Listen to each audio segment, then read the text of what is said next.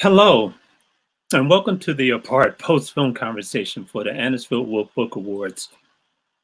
This is a conversation between Sif Streams and Anisfield Wolf Book Awards as part of the 2021 Cleveland Book Week presented by the Cleveland Foundation. My name is Eric Seiler, and I'm a professor of film, communications, and media arts, as well as moderator for this conversation. And we're very pleased to be joined by three people who you will definitely recognize, subjects from the film. We have Amanda Friedman, who's with us today. Hello, Amanda, and welcome. Hi, the last name is Fried, actually, not Friedman. I'm sorry, I knew that. I knew that. I don't know where I put that man in there from. Plenty of people do it, so don't feel embarrassed. Yes, I'm Rita. And next we have Tamika Daniel without the S. Hello, Tamika, and welcome. Hi, thanks for having me. Great. And last but not least, we have Malika Kidd. Hello, Malika, and welcome. Hello, and thank you for having me. Oh, great. It's so good that all of you are here. I know people ask you this all the time. How are you doing? How are you doing? And I'm just going to start out with that. All three of you briefly, how are you doing? Because we care. We were invited into your lives, and we saw your life in prison and someone out of prison, and we care. So as caring, I'll start with you, Amanda. How are you doing? So I'm not gonna lie, I am struggling a bit. I got out, had a job, you know, got a house, had a baby, like all this stuff kind of hit me. Right now I'm battling with a few behavioral health issues, just kind of how do I deal with this, mixed with a few alcohol issues, which is embarrassing to say. So I'm getting through it is my final answer, I guess. Well, you developed a sisterhood with some other inmates and hopefully outside of as well too. So I hope you continue to lean on those people for support, and I wish you well. Yeah, Malika, it's weird. Each time that I've been like struggling, because it's been 3 times now, each time Malika has sent me this like Bible scripture. She didn't even know what was happening. She just like sent it, and it was on the actual day of like the things that happened. And so I felt like that was like a huge like connection between us. I'm great that you can be there for each other. And Malika, I'm turning to you. How are you doing with your life now? First, let me say, Amanda, don't be embarrassed. Everybody falls short. You just got to get back up and try again. I'm trying. Secondly, let me say that language matters. So we don't say ex-inmates or inmates. We're going to say restored citizens. And I'm doing great. Life happens. You just have to deal with it. I've been quite busy. I'm in graduate school, working on my MBA, working still full-time with the ladies that are still currently incarcerated, and just advocating for those that are coming home. Great. Wonderful. And what about you, Tamika? How are you doing? I'm doing okay. I'm just dealing with things as they come. Some days better than others, but overall, things are good. I'm home. I'm free. I woke up this morning, so I got the chance to do it again. You look skinny. You look like you're losing weight. I must say all three of you look well. Just looking at you here live. So it's really an honor to be amongst the three of you. Just let me just ask you this. When you were incarcerated, you have a lot of time to think, to reflect upon your life. I don't need to tell you about that. You know how that is.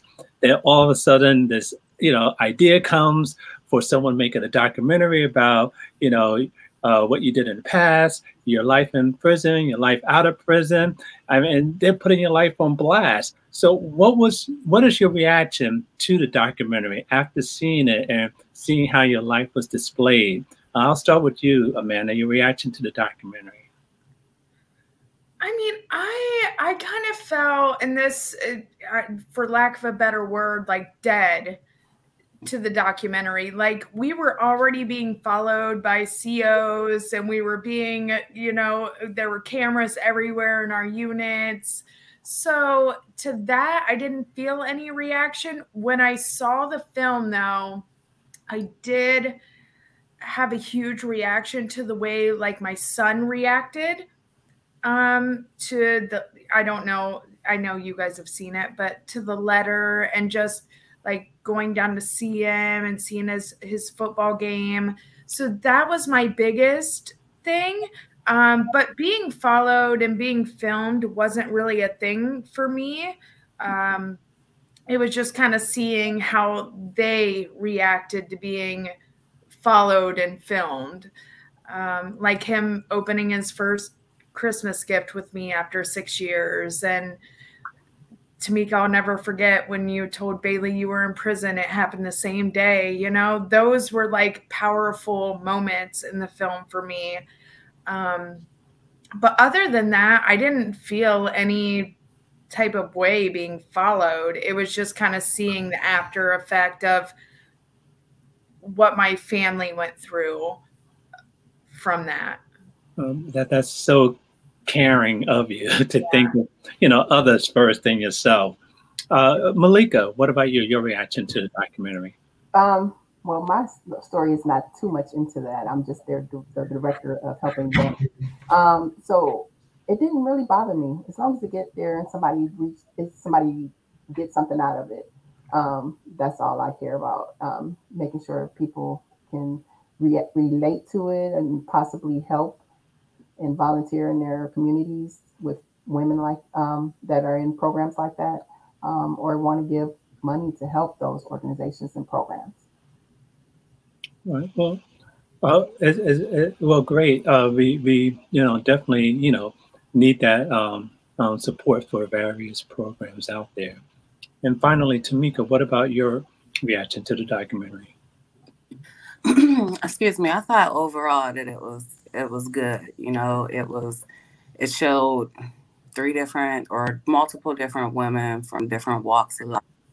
And the one thing that we all had in common was how our families and our kids were affected by the whole situation, us being incarcerated. And, you know, so, I mean, overall, I think I'm hoping that it'll create awareness for everybody, you know, the judicial system, the people who are possibly thinking about committing crimes, just all of that, just so, because everyone's like affected by it, our family, our kids, you know, and it's just like a domino effect and it's still going on. So I think that it was good. And I think that it just really shows what it's like.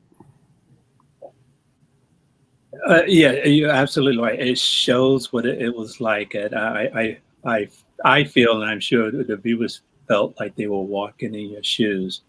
While you were incarcerated, you participated in reentry programs, and I'll start with you, Amanda and Tamika, because by the times of your release, you were prepared to re-enter. I know, Amanda, you were released in 2018 and Tamika in 2019. But soon after both of you were released, the pandemic soon came about and people were quarantining. And it's almost like I'm back in prison again because I can't go anywhere. I have to wear masks and so forth. So talk a little bit about that. How easy or how difficult was it to re-enter along with going into a pandemic? Let's start with you, Amanda. So it wasn't easy for me. And so I would wake up every morning and think I couldn't leave my house. I was in a sober house. I thought somebody should tell me when I should leave. And I talked to Malika about this quite a bit. but I quickly got over that. And then soon after that, I got pregnant. And then as soon as I got pregnant, the pandemic started. So then they quarantined me to my house. So it was like I was in prison all over again. And to me, I think that's where my like depression and anxiety and all of that stuff started, was that moment where, you know, I was not in prison, but kind of in my own prison. Like after I had my baby, I didn't even know that I had to wear a mask. That's how like isolated I was. So I guess like, I don't really know what I'm trying to say, but like, other than like being stuck in your own home with your own things around you and not being able to leave is kind of worse than the state putting you in a facility where you don't have your own things around you. And that's kind of how I felt. And that's where my whole, I'll say, spiral began. Yeah, while you were incarcerated, at least you did have other people around, and in a sense, sometimes it could be easier to be told what to do, when to wake up, when to eat, when to go to sleep, and so forth. So, you know, it's an adjustment. It is, and you don't have bills, and you don't have, you know, like Tamika was my like rock. You know, anytime I had issues, like I could go to her. Out here, like, I don't really have many friends because I can't. Number one, all my friends are, you know, junkies or drunks or whatever. And in there, I felt a sense of like friendship and community. And I know it sounds bad to say that prison was like better than being out here, but I knew how to navigate prison. I'm really struggling how to navigate out here. Yeah, it is an adjustment. I must just encourage you to continue to lean on your support system with that. Tamika, what about your reentry? How did that program prepare you amidst going into a pandemic soon afterwards? Well, let me say first, excuse me, Amanda, it's not just, you know, it's hard. I'm struggling too without addiction. You know what I mean? So it's not gonna be easy, but we'll get through it, you know. As far as that and being home, I felt fortunate. I couldn't imagine being on the inside, being locked down, no visits, limited phone calls.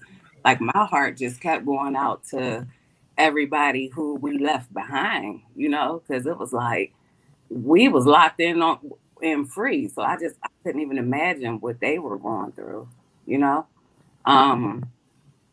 For me, it wasn't as bad because at the time I was going to like truck driving school and that was considered an essential business. So, you know, we were still allowed to go every day and be out there. And then I just kind of used it like another negative situation and tried to turn it into a positive one. Like I started doing like Instacart, DoorDash, Grubhub. Like I took advantage of it, you know, like because I had a car and I needed money. So I was like, hey, as long as the internet's working, I'm gonna figure it out. And then you're a hustler. Legal now. Right. It's sad to say, but a lot of people came up during the pandemic. Right. Like it was, you know, so I just took advantage of it. Like, hey, and it was one of the things that I can take my daughter with too, you know. We weren't dealing with people. She sit in the car, we get the orders, they take them up to the door. So we just made the best of the situation. Well, good. That's what you have to do. Make the best of it. And real quick before I go into Malika, how is Bailey doing? She's doing great. She's doing really, really well. She's she just steps up to the plate so much. She's just My mom just imagine that. Imagine that. And she's just there. She's just helping bathe her, and you know, she's just a blessing. She's a good. Yes, exactly. She came across that way in the film. Malika, you've been out the longest. So tell us a little bit about your initial reentry and as it's progressing. Hopefully you're on a upward trajectory. Tell us about that. As far as when I was released, it was hard. I would tell the ladies in the program how I had 3 jobs that didn't equal up to 1 part-time job. I spent more time on the bus than I did on those jobs because my family all live in Illinois, and I decided to stay here in Ohio. And so it was humbling and it was hard, but I kept going and persevered. And 6 months after I was released, this program came about, and I was hired as the program kitchen supervisor at the time. And once I got the job and got my own place, I started going back to school. So I got my associate's degree in 2 years, got my bachelor's in 3 semesters, but I took 4 or 5 classes trying to better myself. And then as I got my degrees, I got promoted, and so it was hard. During the COVID situation, we were still essential workers as well. And because our organization also feed area homeless shelters, and they had them in scattered sites. So we were still doing all that. And I was trying to keep the women engaged, even though they weren't able to come out. And so we were able to get funding to purchase educational tablets, so that they can still get their education while they're still in there. And then I know how hard it was because they weren't able to have visits or anything. And so we were able to help them during Christmas time with their families if they were able to come and pick up a gift for this, so they can say it was from their mom or mom. And we had a drive-through thing. I think Amanda came through and grabbed a turkey and gift cards and stuff like that. So we were still able to help them, as well as keep connected with them so they wouldn't get disappointed and stressed out because of what was going on. Wasn't that like the start of the pandemic when we all came? Was it around Easter or something? And we were all doing the stuff for food to get to the shelters. Yeah. Yeah. Mm-hmm. Well, back to you, Tamika. There was a quote that you had in the film that kind of stuck with me. You said you would rather be without than to go back to that lifestyle. And just the way you said it, I just felt the passion in your voice and how much you wanted to make your life, in a positive way. Can you expand on that quote a little bit? I would rather be without than go back to that lifestyle. I'm still struggling with that now, because it's easy to jump out here to do the wrong thing, to get fast money and to get the things that you need, but the risk and the sacrifices and the people that you're hurting to get there, it's not worth it. Like, so when I say that, like, I'd rather be home and broke with nothing, to be free and to be with my daughter and my family than to be,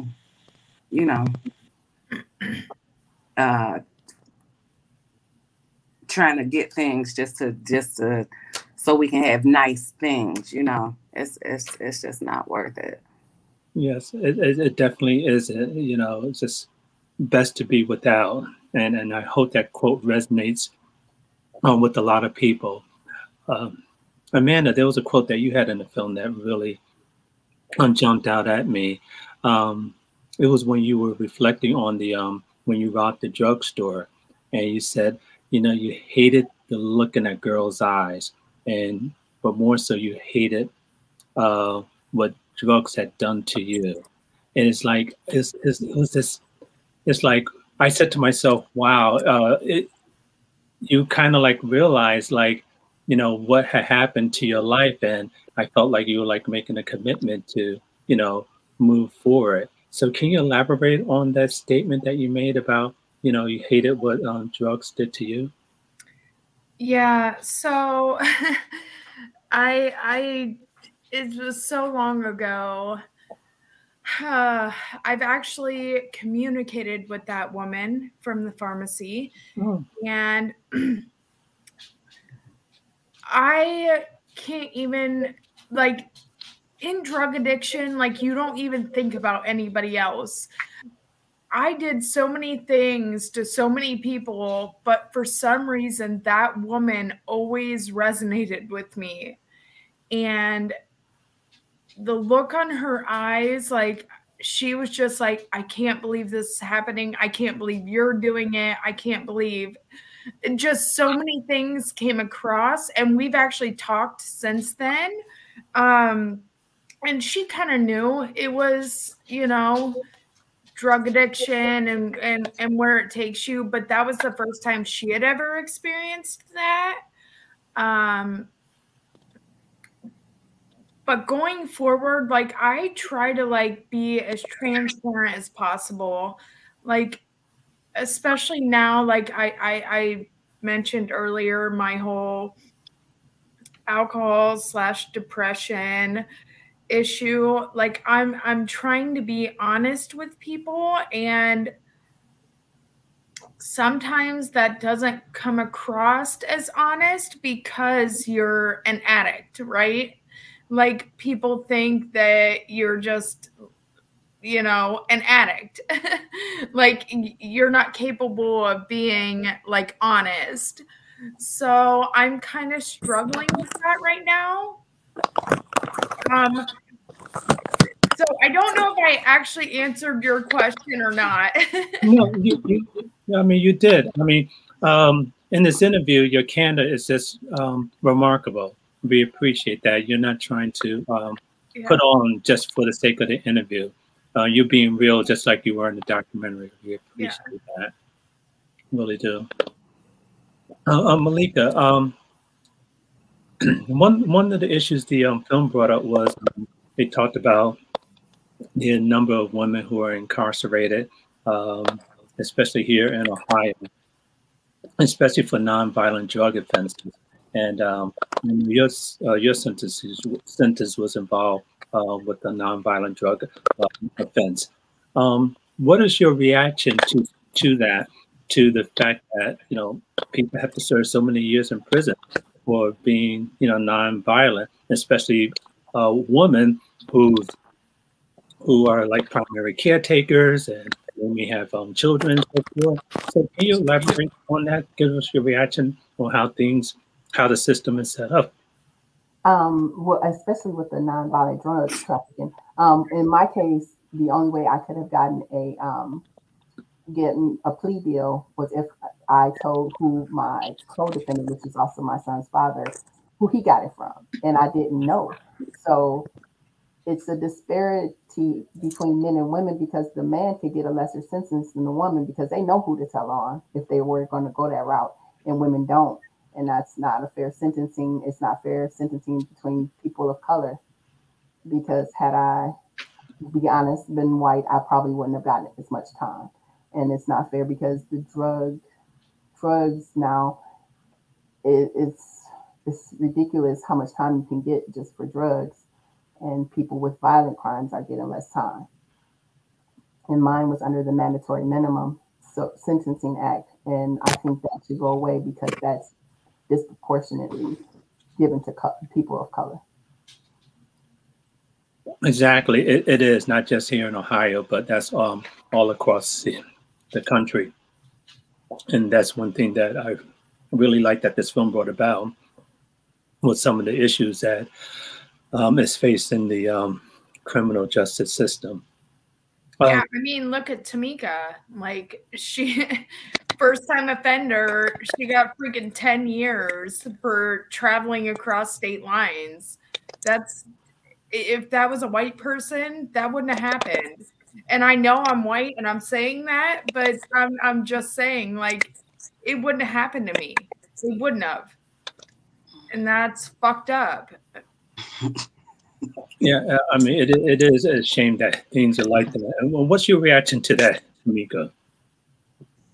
That, you know, race has something to do with it, and, you know, first time offender. What's your reaction? Yeah, I mean, it was harsh, you know, like the first thing they say when you get there and they're like, how much time you got? And you're like, 10 years. Oh, who'd you kill? Nobody. you know, because you meet a lot of people who have done worse things to get less time, you know. So with that being said, and just seeing how the system is set up, and we know that you know, that it's stacked against us. It's not set up for us to win, you know, especially people of color. So we as people of color have to be mindful of that. You know, there is no winning. So we have to start making better decisions because we know that it's not designed for us to win. You know, I mean, it's going to be a long time. We're on this big movement now, and Black Lives Matter, and you know, and it's unfortunate that it's just now all coming about. And hopefully, you know, things will get better in the future. But until they do, we know that this is just something that we don't even want to jump into because it's no winning. You're not going to win. So I would just advise anybody just to pick and choose their battles wisely because it's set up, it's designed. You're going to go in there and get double-digit numbers. So you really better think about what you're doing before you do it.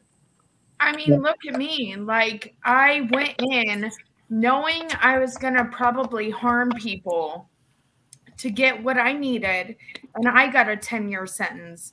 She was driving across state lines with drugs that, of course, she shouldn't have, and she got more time. I got let out earlier than she did. You know what I'm saying? Like, that's not okay. Even with Malika, I mean, really 14 years. Right, I know. Yeah, Tamika. And she wasn't even in the lifestyle. You know what I mean? Like 14 years. I didn't get out early. I had to do every single day. Day for day. And then plus 5 years of when I got out. The baby's mandatory. Mm-hmm. And I was just a passenger.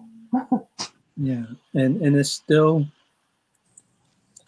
like that. It is, in too many sad cases. It is. As you know, this conversation is centers around the Anisfield Wolf Book Awards. Anyone can go first. Is there a particular book that you may have read when you were incarcerated, or maybe in your life that has maybe had an impact upon you, a positive impact on you? I'll just throw it out there if anyone wants to. I'll start. The Bible. We get through everything. That's why I send her scriptures. Because I don't know, it's been put on my heart to just send her scriptures every now and again. And it's just something that I just feel compelled to do for her.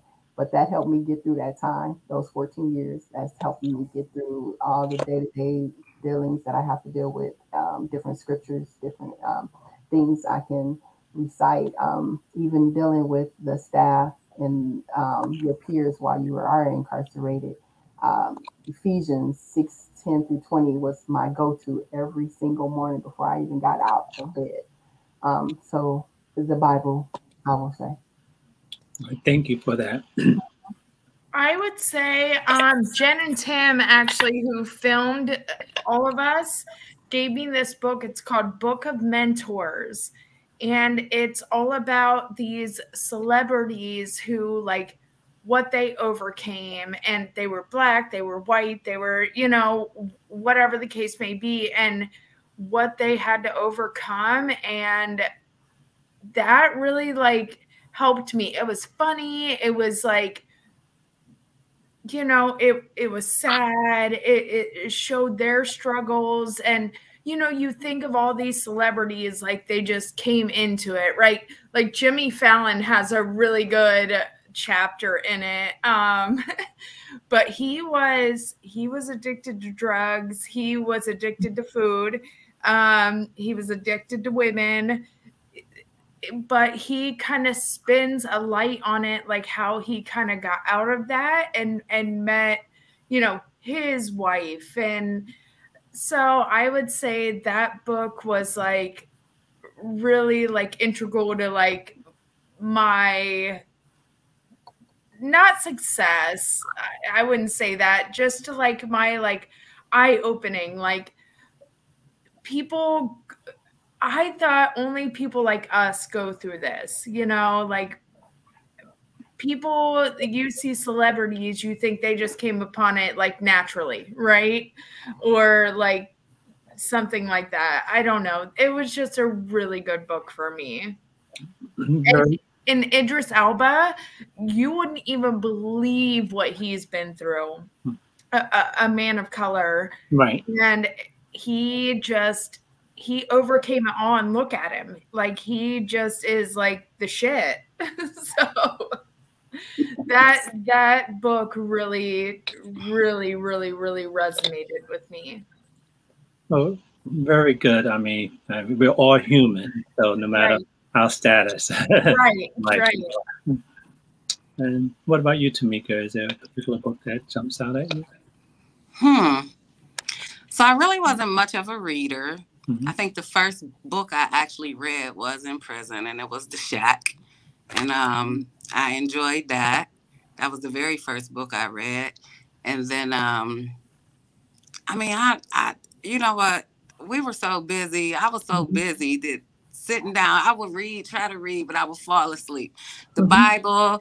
And then it was another one, though, The Secret. I took some pointers from there, you know, speaking things into existence and vision boards and things like that. But I was never really much of like a reader. Oh, but Kimberly Lawson Roby had a good series.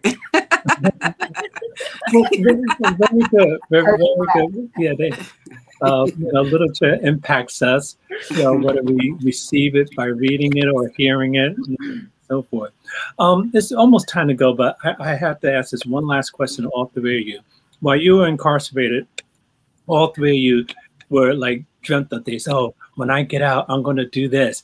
I'm going to eat this. I'm going to do this and that and so forth. Now that you're out, question is, what do you dream of now? What do you think about for your future? What are you dreaming of? So I'll just start with you, Malika. What do you dream about now? Future. To make the world better in the areas that I'm working in, to advocate for those, to make it a little easier to travel through than it was for me when I came home, for those coming behind me. That's the big thing for me, because it was a little difficult with housing and jobs and transportation. So if I can make it a little bit easier for those coming behind me, that's a dream that I have. Very good. And what about you, Amanda? What do you dream about, doing in the future? Honestly, I just dream about making my daughter's life like livable. My son has been through so much, and all his friends know I've been in prison, and all his, he's kind of like that kid. I don't know if you really know what that means. You probably don't.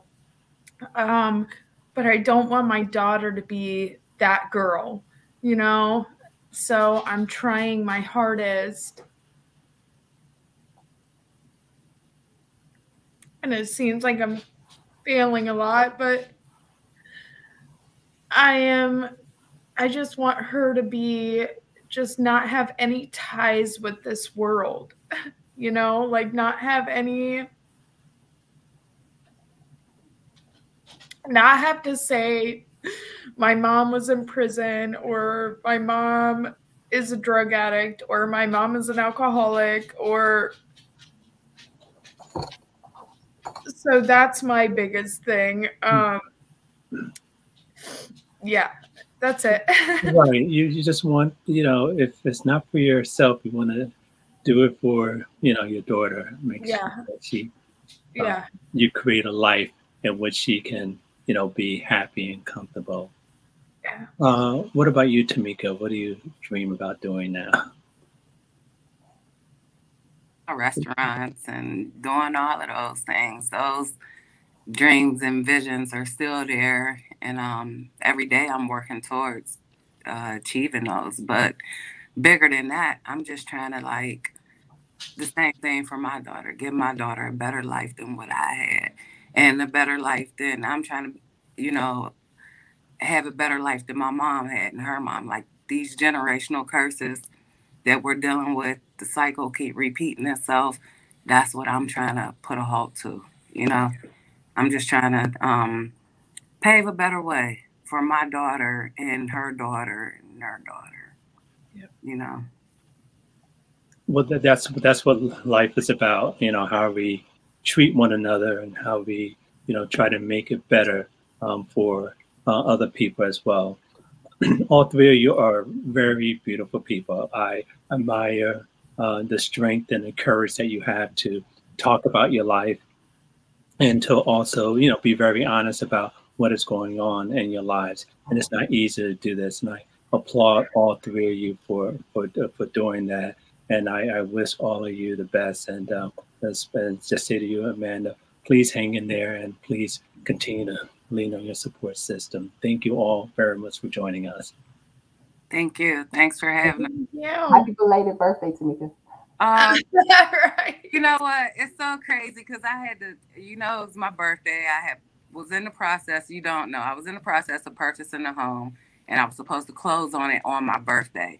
And then the day before my birthday, they found something about another house that I had just, you know, the process. Anybody that's bought a home know this process. Mm-hmm. And this, you know, so my birthday wasn't as happy as I wanted it to be, but I'm fortunate to be here and it's still gonna happen. And, you know, but thank you. Thank you. My happy belated birthday.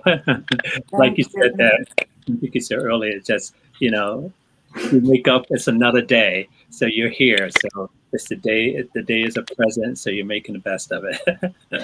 Absolutely. Exactly. Well, thanks again. And I'd like to thank our audience for joining us for this important conversation. For more information about Sister Strings and the Annisville Wolf Book Awards, please visit clevelandfilm.org or Annisville-wolf.org. I'm Eric Seiler. Thank you. Thank you. Malika, she's doing what you were doing.